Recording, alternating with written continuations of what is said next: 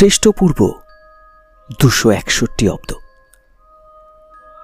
মৌর্য সাম্রাজ্যের হাজার হাজার হাতি আরোহী যখন উপকূলীয় রাজ্য কলিঙ্গর দিকে ধেয়ে আসছিল, তখন থরথর করে মাটি কাঁপছিল।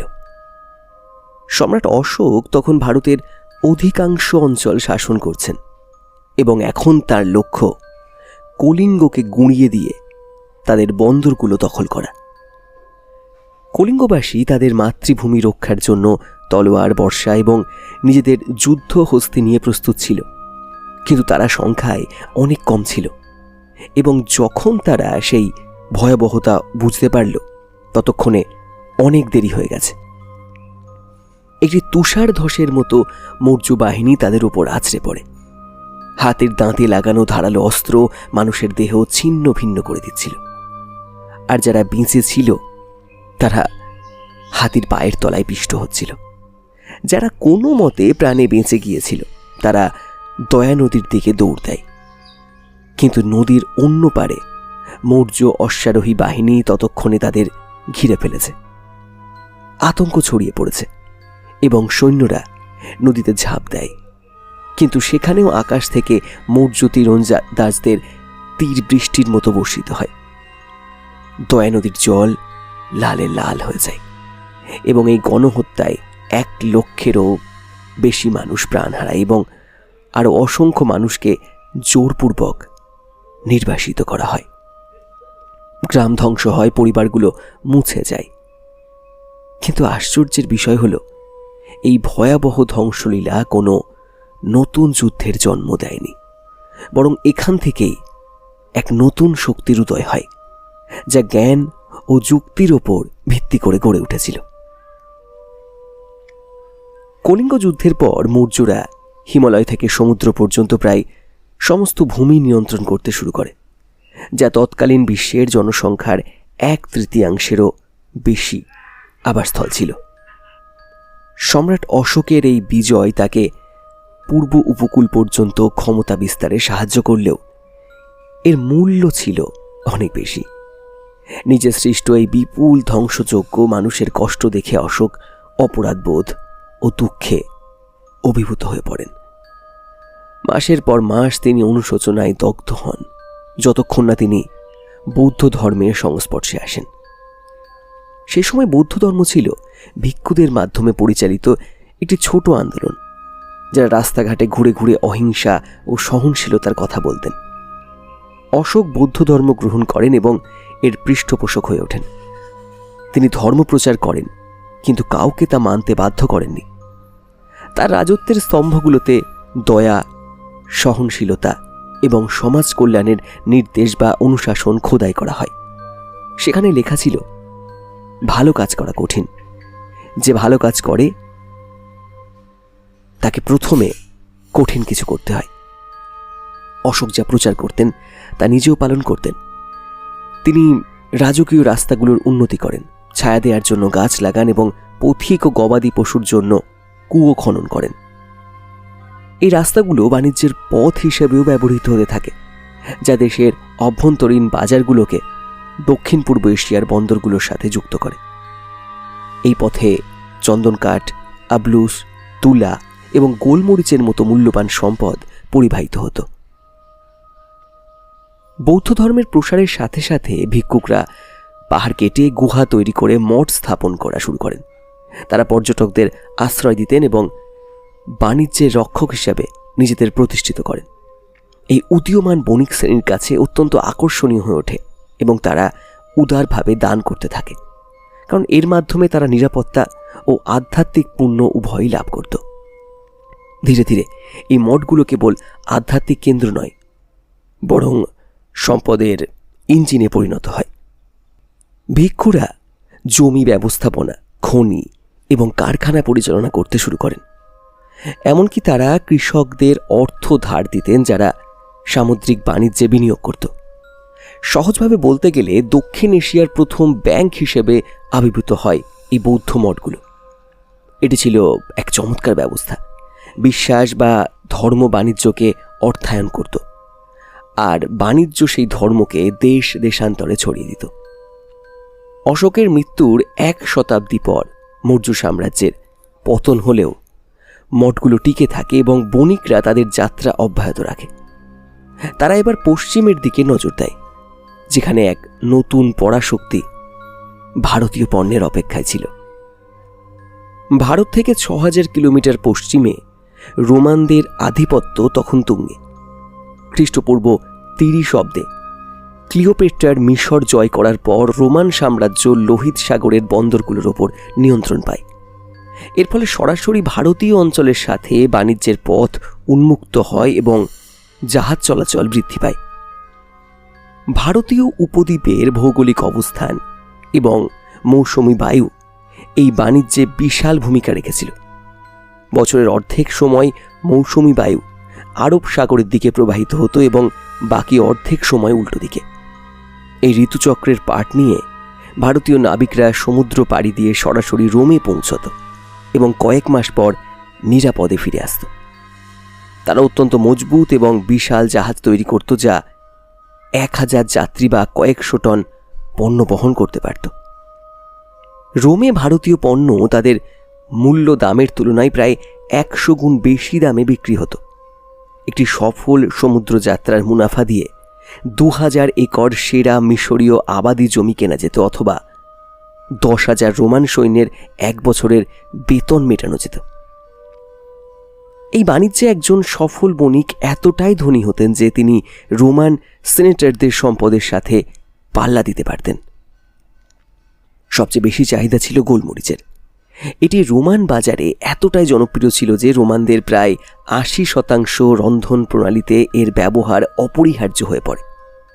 এমনকি হাড্রিয়ান ওয়ালে দায়িত্বরত রোমান সৈন্যরাও তাদের খাবার খাওয়ার যোগ্য করার জন্য গোলমরিচের অর্ডার দিত। গোলমরিচ, পেপার, আদা, জিঞ্জার এবং চিনি বা সুগার এর মতো শব্দগুলো সংস্কৃত থেকে লাতিন এবং পরবর্তীতে ইউরোপীয় ভাষাগুলোতে প্রবেশ করে।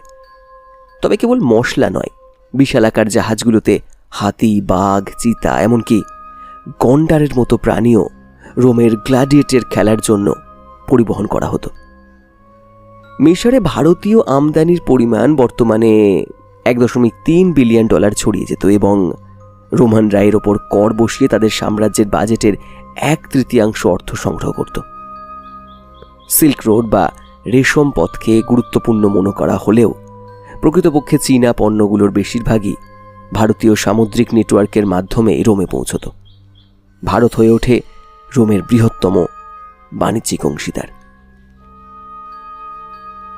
4th শতাব্দী নাগাদ ভারতের অধিকাংশ অঞ্চল গুপ্ত সাম্রাজ্যের অধীনে আসে।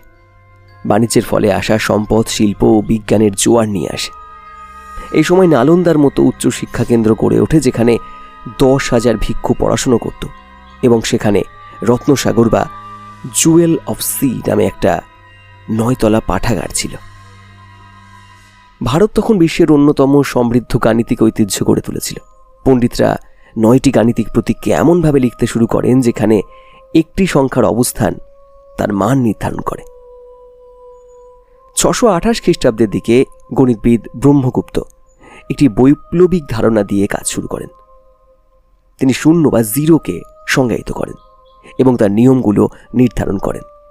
হঠাৎ করে যে কোনো বড় সংখ্যা মাত্র 10টি প্রতীকের মাধ্যমে প্রকাশ করা সম্ভব হয়ে ওঠে। তারা এই নতুন সংখ্যার নাম দেন শূন্য বা শূন্যতা, দ্য ভয়েড। এটি সরাসরি বৌদ্ধ দর্শনের সেই ধারণা থেকে এসেছে যে শূন্যতা মানে অনুপস্থিতি নয়, বরং একটি অর্থবহ কিছু। 7ম শতাব্দী নাগাদ বৌদ্ধ ধর্ম জনজীবন থেকে ম্লান হতে শুরু করলেও এটি পণ্ডিত ও নতুন ধারণার সাথে যুক্ত ছিল। গুপ্ত সম্রাটরা হিন্দু ধর্মকে সমর্থন করতেন এবং উত্তর দিক থেকে হুন আক্রমণের ফলে অনেক বৌদ্ধ মঠ ধ্বংসস্তূপে পরিণত হয়। তাই বৌদ্ধ পণ্ডিতরা তাদের পাণ্ডুলিপি নিয়ে নিরাপদ আশ্রয়ের খোঁজে বেরিয়ে পড়েন।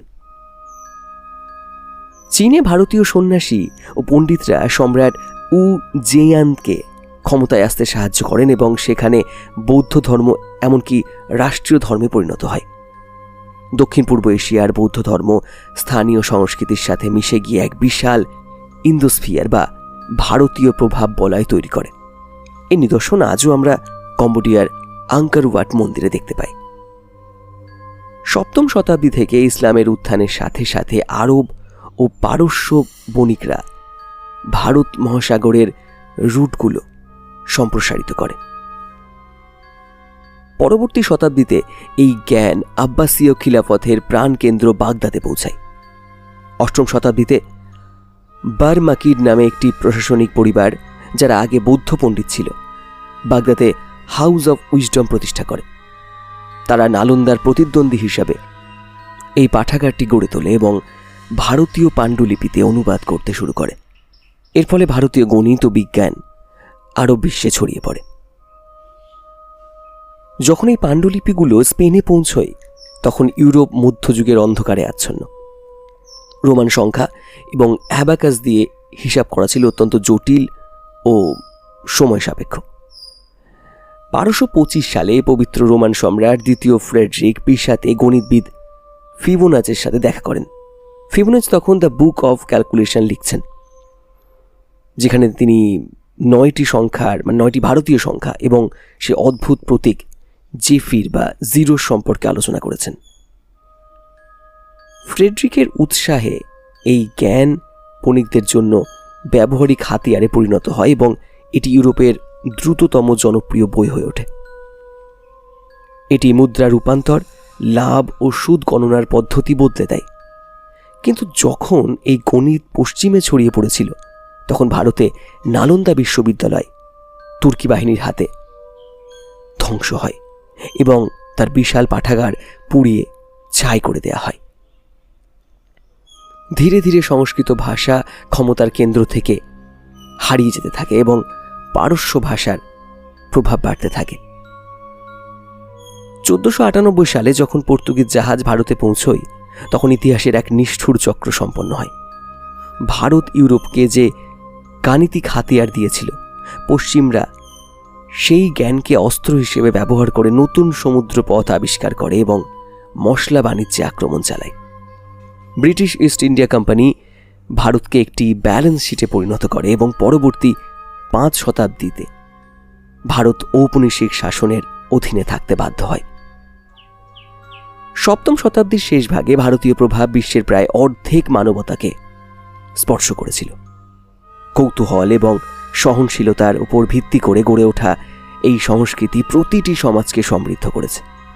আজ ইন্দোনেশিয়ার নামে ভারত রয়েছে, থাই রাজাদের অভিষেক আজও সংস্কৃত মন্ত্রে হয় এবং চীন বিশ্বের বৃহত্তম বৌদ্ধ জনসংখ্যার দেশ। তবে সবচেয়ে স্থায়ী উত্তরাধিকার হল সংখ্যা গণনার এই পদ্ধতি, যা মানবজাতির একমাত্র সার্বজনীন ভাষা। ভারতীয় জ্ঞানের এই সফট পাওয়ার বা মায়াবী শক্তি কখনোই হারিয়ে যায়নি। এটি আজও আমাদের বাস্তবতাকে পরিমাপ করে, বুঝতে এবং পুনর্গঠন করতে সাহায্য করে চলেছে। বন্ধুরা, শুনলেন শূন্যের ইতিহাস, যে শূন্য আমাদের সবকিছু দিয়েছে। শূন্য মানে কেবল ভয়েড নয়, শূন্য মানে সামথিং মিনিংফুল। নতুন পর্ব নিয়ে আসবো। কেমন লাগলো আজকের এই অডিও পডকাস্ট লিখে জানাতে ভুলবেন না। অজানাকে এভাবে জানতে থাকুন যন্ত্রমন্ত্র অডিও পডকাস্ট এই চ্যানেলটিকে, যেটি আমার একক প্রচেষ্টায় তৈরি এবং সমস্ত কিছু একার দ্বারাই হয়, সেজন্য আপনাদের সহযোগিতা কাম্য। আগের চ্যানেলটি যেহেতু নেই, 2 লাখ সাবস্ক্রাইবার ছিল, প্রায় 2 লাখ সাবস্ক্রাইবার, 1,92,000, সেটা আমারই একটা ভুলের জন্য ইউটিউব থেকে ডিলিট হয়ে যায় এবং পরবর্তীতে আমি আবার নতুন করে শুরু করেছি। আপনাদের সহযোগিতা থাকলে আমরা আবার বিশ্বের দরবারে সমস্ত বাংলা বোঝা, বাংলা ভাষাভাষী মানুষের কাছে জ্ঞানের এই সার্বজনীন নদী স্রোত পৌঁছে দিতে পারবো। অজানাকে জানতে থাকুন এভাবে। প্রত্যেকে ভালো থাকবেন। Take care.